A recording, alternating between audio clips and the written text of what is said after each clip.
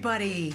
Welcome to the morning show. We're coming to you today on WJOPLP Newburyport at FM 96.3 on Channel 9, and we're also available on Newburyport Community Media's YouTube channel at ncmhub.org. I'm your host, Mary Jacobsen, and I'm very happy to report that today we'll be talking about the Newburyport Choral Society's spring concert, which will take place at Immaculate Conception Church on Green Street on Friday, May 2nd at 7:30 p.m. and Sunday, May 4th at 4 p.m., titled Jubilate and conducted by music director Dr. Minji Kim. The concert marks, get this, the 90th anniversary of the Newburyport Choral Society, which we'll be talking about with Victoria Bushy. She's president of Newburyport Choral Society. So, Vicki, thank you so much for taking time to come visit the morning show. Happy to have you here. Oh, thank you. I am very happy to be here, Mary. This is a great concert. It's a great event, and we just want everybody to come and share it with us. Absolutely, and we'll be learning more about the music from baritone Lucas Shaw. Welcome, Lucas, and thank you, too, for taking time Mary. to come be on the morning and show. Thanks for having me. Appreciate it. Really happy to have you here. Vicki, let's start. Could you share some of the history of the Choral Society? 90 years is an impressive statistic. Tell us a little bit about when it began, its mission, how it's evolved, and how it's remained consistent over the years. Oh boy, that's a lot to answer. We got 90 years, right? Well, the first meeting. This was really fun because we did find the first meeting notes, minutes of the group, and was December of 1934. Wow. Hence but the first concert was April in 1935. Okay. So the first meeting, the first rehearsal, January 7th, 1935 at Newburyport High School. Oh, okay. And we are one of the oldest choral societies in the United States, and we're one of the largest community choruses in New England. Wow. So we did have our first concert at City Hall. Wow.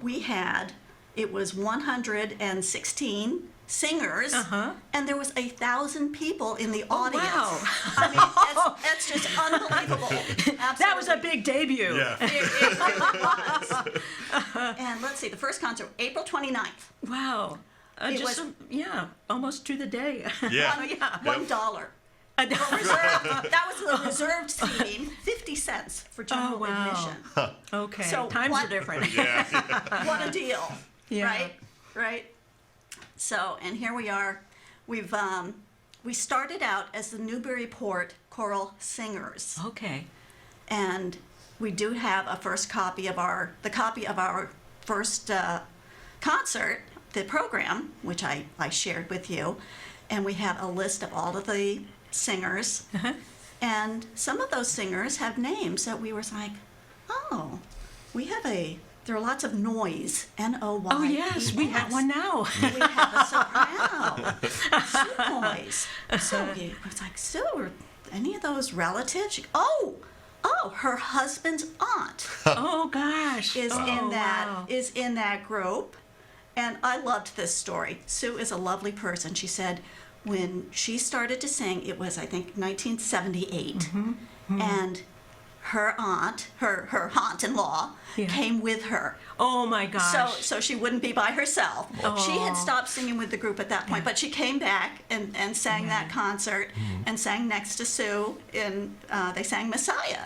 Oh, there's a legacy. Yes. There's tradition there. Yeah. And tying that in, I moved to Newburyport in 2015 in August, and I see we were over to get something to eat, and I picked up one of those giveaway papers. Yeah. And I saw that there was a summer sing for Messiah, and I was like, Paul, don't panic. I am going to go dig out my copy of Messiah. Boxes galore in the house. And I went to that summer sing, and Sue Noyes was the first person who said hello to me. Oh, no kidding. So, and then I joined immediately, so I was there as soon as the semester started in September. And the rest is history, And the as rest they say. is history. Plus, also, they used to talk about, and there was that play in the movie, 6 Degrees of Separation. I think it's 1 degree. We also have one of the original members was Betty Gillette, and we have a scholarship in her name, the Betty Gillette Scholarship. Yeah. And so every year we have, we get to award that scholarship to a student who is going to major in music. So we are just thrilled that we had that connection. Yeah, that's wonderful. It's part of, just embracing the community. Yeah, absolutely. And sharing the music. Yeah. Yeah. Which leads me to my next question, because 90 years, as we've been saying, that's a long run. And it's been a continuous run for the Choral Society, even through COVID, which is impressive. What do you think have been the keys to the endurance and the enduring vitality of the Newburyport, once singers and now Choral Society? Yeah, it's the people. Yeah. The people and the music. We are composed of people who love to sing. Yeah, that's Don't true. we say that all the time? We love to sing. We will sing it as a warm-up. We do. And the people who love to sing together, because it really is an amazing experience. You can, it's like people at home. You love to sing in the shower, sing along with something, but when you're in a room with 100 people and you start singing together in harmony, and you just can't believe the feeling, the sound we make. I've walked in while the group has been singing. I'm like, wow. We sound really good. Vicki, I should add, full transparency, I sing in the chorus too. I've done that too. I come in, wow, that's impressive. But also, that's a visceral kind of feeling you have when you're singing in harmony with other people. It's very powerful. It is. And very fulfilling. And So. I don't think people realize how physically challenging singing can be. A singer's instrument is their body. Yeah. Your lungs take up a whole lot of room in your body, and you fill those lungs with air. You're not just singing happy birthday with, from like here to here, under your nose to your neck. You're going from your gut all the way up. Well, and as Dr. Kim reminds us constantly, and she'll be pleased if she watches this to hear, we remember, you sing with muscles. Yes. So make sure they're in good shape, Yes, like everything else you do in life. Yes. There you go, Minji. Yes. And Minji is so inspiring. She's so knowledgeable, and she really reaches in and communicates how to get the sound. Yep, we're really lucky. So we are very lucky. Well, Vicki, what do you envision going forward? Any changes, any visions for the future of the Choral Society, or just keep going? I think it's a matter of you keep going, but you keep going forward and finding new directions. Yeah. It's, the first concert, there was really quite a variety of music within there. There was like an opera aria, there was the Ave Verum from Mozart, which is just such a consistent, beautiful piece. Yeah, which we sang a few years ago. We have. And now we're singing this Jubilate Deo. It's a current piece. And it is so energetic. It's and of course, Lucas, you're going to talk more about. Yeah. I'm not going to step on your information on that. He's a lot more knowledgeable than I am on the music. Yeah. I was not a music major. I just like to sing. Yeah. And for a lot of people in our chorus, they like to sing. Yes. They can. We've had people are from all walks of life. Yeah. Painters, artists, lawyers, doctors, all kinds of people. Oh, engineers. I do that because one of our engineers was on the board, and he was so good about making charts about the when we're looking at staging the concert. Oh, God bless engineers. My father was an engineer. Making sure we all fit on the very stage. organized, logistical kind of ability, so that we all depend upon. And that's it. There's so many parts to putting a concert on. Yeah, absolutely. All of the logistics. Yeah. I can't imagine how they got everybody in to the City Hall auditorium. Yeah. And getting us into the Immaculate Conception Church with a 17-piece orchestra is really quite the ordeal. Yeah. But it will be a joyous ordeal once It we're will be a actually joyous singing. ordeal. Right, It will all right. be worth it because the acoustics are lovely in there, and it's going to be a great sound and an exciting concert. Wonderful. Well, let's talk about the concert some. So, Lucas, the featured piece is, as Vicki was just saying, Dan Forrest's Jubilate Deo. Tell us something about, first of all, the contemporary composer, Dan Forrest. And Maeve, if you could put up the picture of Dan Forrest just for a few seconds while Lucas tells us a little bit about what he's known for. Sure. Thanks, Mary. So, Dan Forrest, like you said, is a contemporary composer. He's relatively young. He's only 47, and his major works are generally choral focused and religious in their themes and the texts that they use. He received his Doctor of Music Composition from the University of Kansas, go Jayhawks, where he later taught composition, and he also taught music theory there. And personally, I think that there is a sort of professorial curiosity that's reflected in Jubilate Deo. It's sort of something you can imagine a professor walking you through movement by movement to explain all the different influences. Stylistically, I'd say his works are primarily melodically driven, as opposed to harmonically or rhythmically. But there are some truly catchy parts in Jubilate that we're going to highlight today, although one of the movements is very rhythmic. So yeah, that's sort of the summary, I guess, of Forrest's work. Yeah, absolutely. Well, tell us what's distinctive about this piece, in particular, Jubilate Deo, and what made it a good choice for such a celebratory concert. So, in my opinion, I would call Jubilate Deo an intersectional work. It's a setting of Psalm 100, but it brings together different languages, different textures, and different themes to highlight that sort of universal musicality that exists across cultures. It's a celebration of those differences and contrasts, too. It's reflected in both the sung text, what we're saying, and the music itself. It's very bright, it's very, jovial sounding. Especially alongside the other pieces we're performing, When Music Sounds, which is sort of a philosophical ode to music, and then How Can I Keep From Singing, which the title kind of speaks from itself. It's a sort of celebration of music. Jubilate makes for a fantastic capstone for their 90th year anniversary concert. Absolutely. Yeah. And to dive a little bit deeper into the music, I'm going to reference some of the program notes that Forrest wrote. They're a good sort of overview of what he's thinking about in the movements. So for the first movement, he writes, "The movement sets the ancient liturgical Latin translation of the psalm in a rather American musical idiom, reflecting various influences from the composer's native country and introducing key musical motives for the work." And now Mary will play us a clip from the opening moments of the movement that introduce the piece as a whole. Yeah, let's play that clip.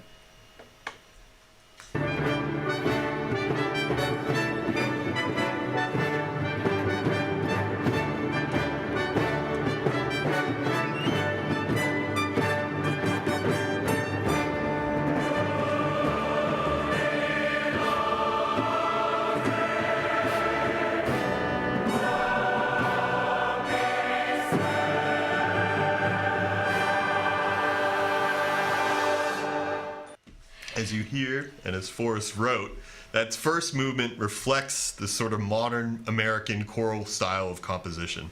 It's vibrant, it's bright, it's got a lot of really juicy chords that we can sort of sit on and dig into, and the orchestra is sort of just humming along underneath us, supporting us. Now, at the end of that first section, we hear what I consider to be a hallmark of modern American choral composition, which is a chord that grows in complexity as more and more voices are added in. And I've heard it called the cluster chord.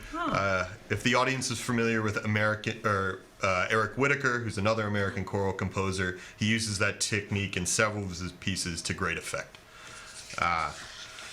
Now, moving on to the second movement, we go from that sort of familiar, bright sound to a much darker space. As Forrest writes, the second movement sets the from age to age portion of the text in Hebrew and Arabic. Evoking ancient cultures from the Middle East, the music intentionally intertwines the two languages in a symbolic gesture of the unity between these cultures. Let's listen.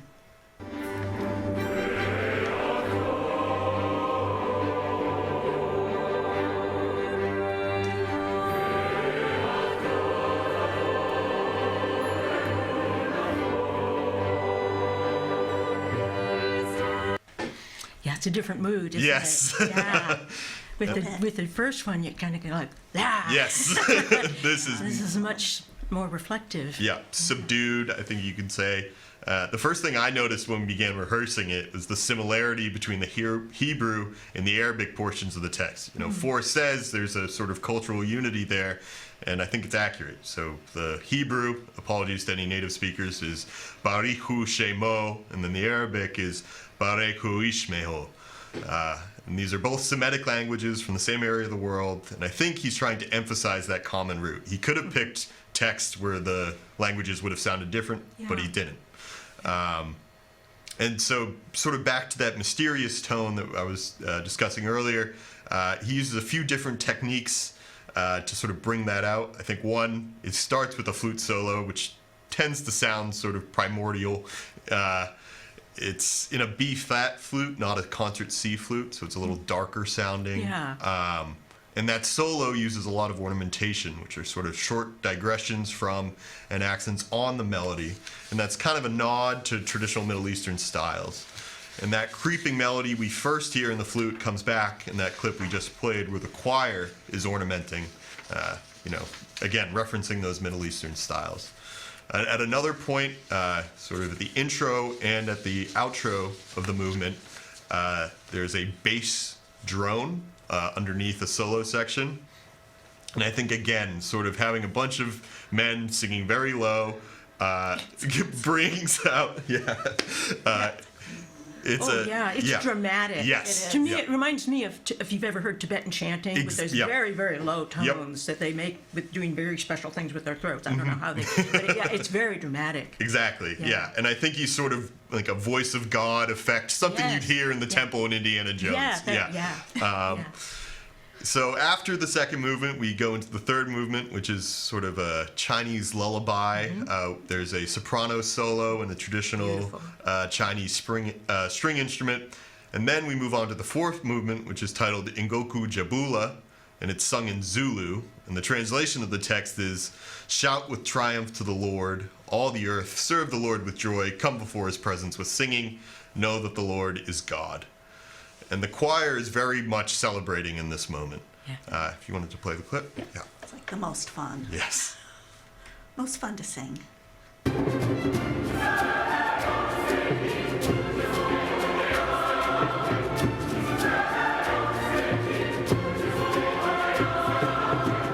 Can't help but move. Yes.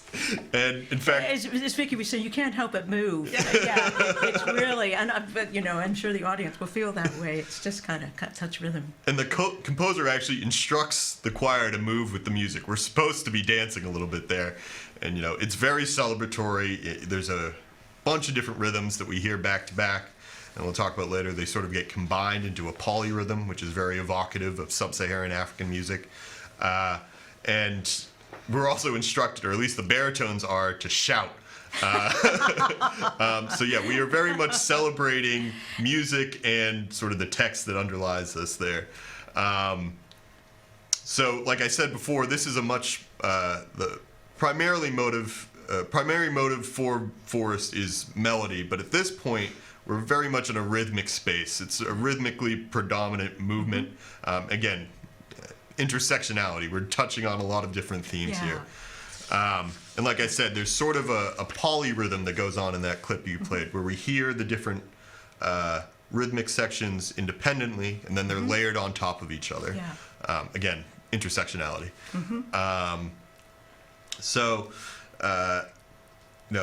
After that fourth movement, we move on to the fifth, which is a sort of folk song with Latin American influences, and there's a guitar solo, again, a traditional sort of Spanish instrument. And while the sixth and seventh movements combine different elements of the previous movements, which is, again, intersectional. It is, the adjectives that go through my mind for this, the whole work, it's just soars. Yes. Absolutely soars. Some of it's very majestic, some of it is so lyrical, like the Chinese piece and the Bendicidad, the Latin American piece. And so it's got everything. Yes. It really does. And thank you, Luke, because that was really interesting. And although I've obviously heard them before because we've been rehearsing for months now, it's really interesting to hear the background and the context and something about the relationship between the different movements. So thank you for that. Of course. Well, the Newburyport Choral Society has something new to treat the audience to this time. This is going to be the debut of the new Newburyport Choral Society chamber chorus. So I'd be interested, and I'm sure people will want to know about the chamber chorus, what led to its formation, its relationship with the rest of the chorus, how many singers, and its focus, please. Well, Minji really, here we're working with an unauditioned group. Yeah, But so we range from people who don't read music at all yeah. to some people who are actually professional musicians. Yeah, really, we have a lot of talent. It's a big spread. Yeah. So she thought it might be nice to offer an auditioned group for something a little more challenging, kind of to keep everybody happy in our group as a whole. Yeah. So she decided to form this chamber singers just to take on some more challenging pieces, and she had open auditions for this. Do you want to talk more about Yeah. it, And Lucas? because you auditioned and made it, congrats, Lucas. Like, how many people are in it? And tell us something about what you all will be performing. Yeah. So I think we're about 25 singers, and like Vicky said, the intent is sort of to provide, our more experienced members with something that's a little harder to sing. Not that the other pieces we're singing are easy by any measure, but I think also there are some works that we can pick for the chamber choir that would just suffer stylistically with a larger group.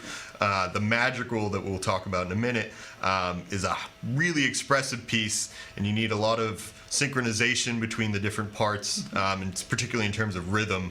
And that's just much easier to do when you only have 30 singers as compared to 100. So moving along to the pieces we're going to be singing.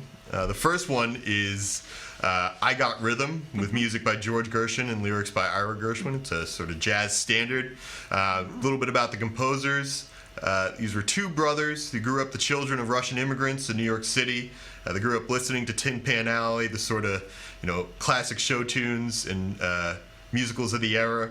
And they collaborated on a bunch of works together, probably the most famous of which is Porgy and Bess, which some consider to be George's masterpiece, and Girl Crazy, which is another musical, less famous, but that's where I Got Rhythm comes from, actually. Yeah. It's like I did one not know extreme to that. the other. Yeah. Porgy and Bess is like a big, and Girl Crazy is like, Yeah. it's like a comic book almost. Exactly, yeah. You get from a novel to a comic book. And Porgy and Bess, some people call it a folk opera, not just a musical, too. So I think the sort of tenor of the music matches that as well. So back to I Got Rhythm. Unlike most show tunes where the lyricist writes the words first and then the composer set them to music, the Gershwins worked in the other order. George would write the music, and then Ira would set them. And apparently he had some trouble doing that for this piece, which maybe, it's not lyrically the most complex. It's pretty sort of repetitive in that sense. The song's generally about things going well, swell maybe in the vernacular of the era. And the singer has everything she needs in life. Her man, rhythm, obviously from the title, daisies, starlight, and sweet dreams. Oh, what more could anyone need? I know, exactly, and that's it. Who could ask for anything more? It's not quite ascetic, but I think we're getting there, Sort of reminds me of I Got Rhythm, I Got Plenty of Nothing from Porgy and Bess. Right. Sort of similar Spartan happiness alluded that's a good to. expression. And so the version we're singing is an a cappella setting, so there's no piano accompaniment. Instead, the altos, tenors, and sopranos are going to take the lead on the melody, although that does switch around a bit. And the basses generally are providing our harmonic, rhythmic support underneath. And that support changes throughout the piece, so it's a nice contrast. And here's a clip sort of that highlights some of those changes.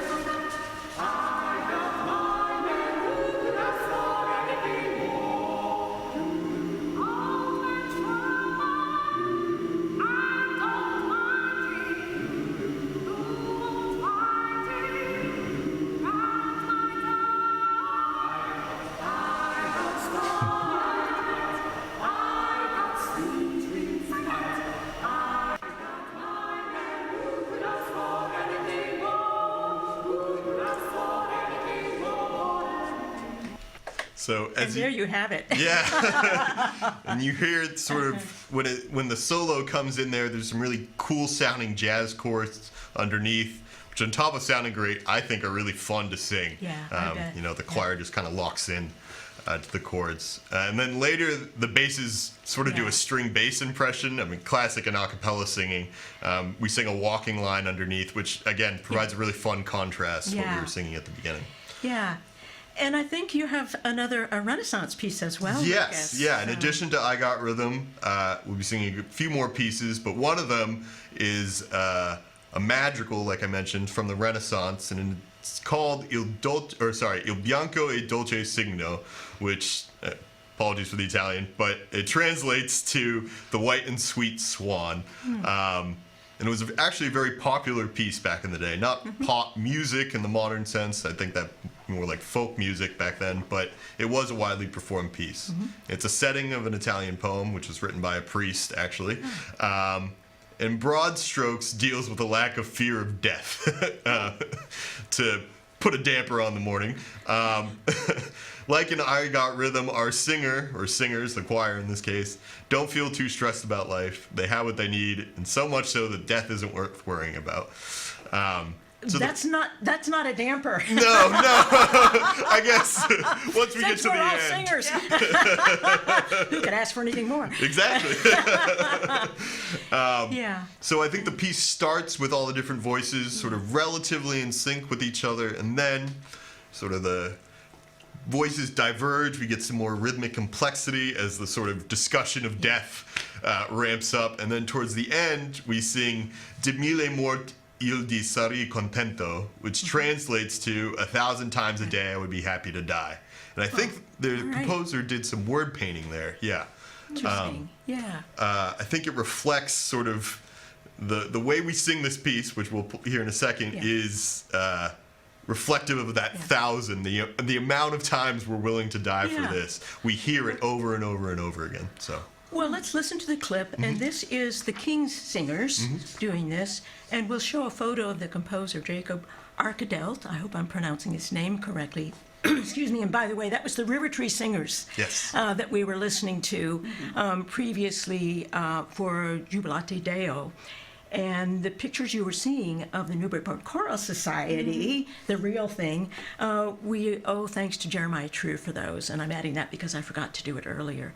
But let's listen to a clip from Il Bianco e Dolce.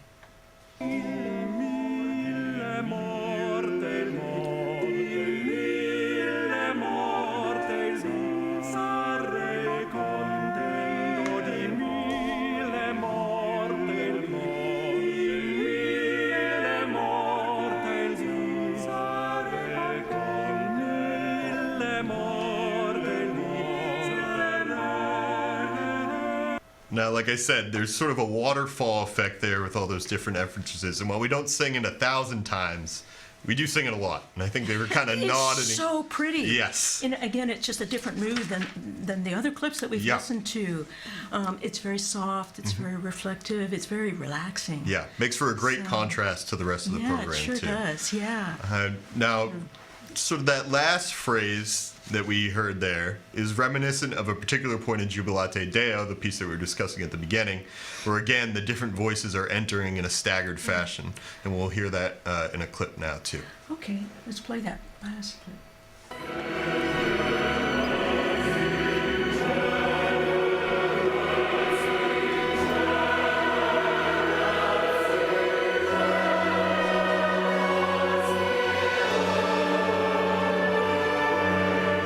So again, we can sort of hear that similarity. You know, Forrest isn't reinventing the wheel with any of this. These ideas have been in music for a long time. And the composer of Il Dolce wasn't reinventing the wheel either. Those staggered entrances had been around for hundreds of years before. Yeah. But I think Jubilate kind of effectively combines so many different influences. Yeah. You can hear the kind of layering. It's really fun to sing. But Yes. As long as we get the timing right. As long- When you're supposed to. and the basses have to start. So. Yes, yeah, that's on us. We all build on that on top. Yeah.